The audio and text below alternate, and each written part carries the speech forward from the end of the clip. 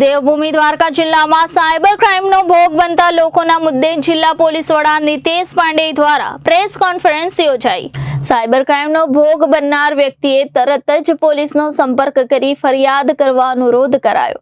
Cyber crime મામલે લોકોએ સાવચેત રહેવા માટે અપીલ કરવામાં આવી હતી। ફેક ફોન દ્વારા લોકો પાસેથી બેંક વિગતો, ઓટીપી માંગવા, લોન, નોકરીના નામે ખોટી લાલચો આપી ઠગાઈ કરતા હોય છે, ત્યારે આવા બનાવોથી બચવા નાગરિકોને જાગૃત રહેવા લોકોને અનુરોધ કરાયો હતો।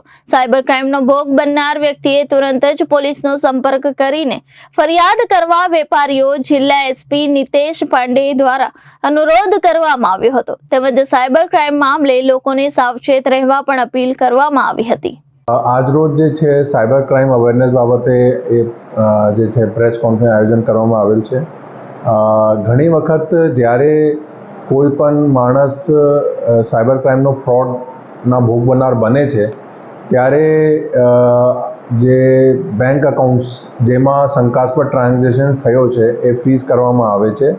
બટ અત્યારે નવી પોલિસીના હિસાબથી ઘણા જે અકાઉન્ટ્સ છે, લગભગ 28,000 જેવા અકાઉન્ટ્સ, બેંક અકાઉન્ટ્સ રાજ્યભરમાં અનફ્રીઝ કરવામાં આવેલ છે।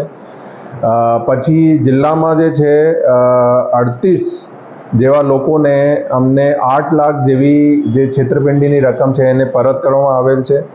અને સાથે સાથે જે પહેલાં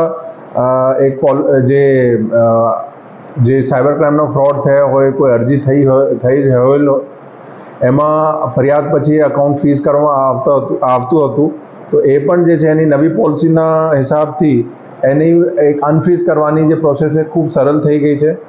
અને અમારા બધા લોકોને એક આગ્રહ છે કે જે પણ શંકાસ્પદ કોલ, મેસેજ આપના ઉપર આવે, આપના ફોન ઉપર અથવા તો સોશિયલ મીડિયા ઉપર આવે, આપને એના સંજ્ઞાન નથી લેવાનું, એને ઇગ્નોર કરવાનું છે।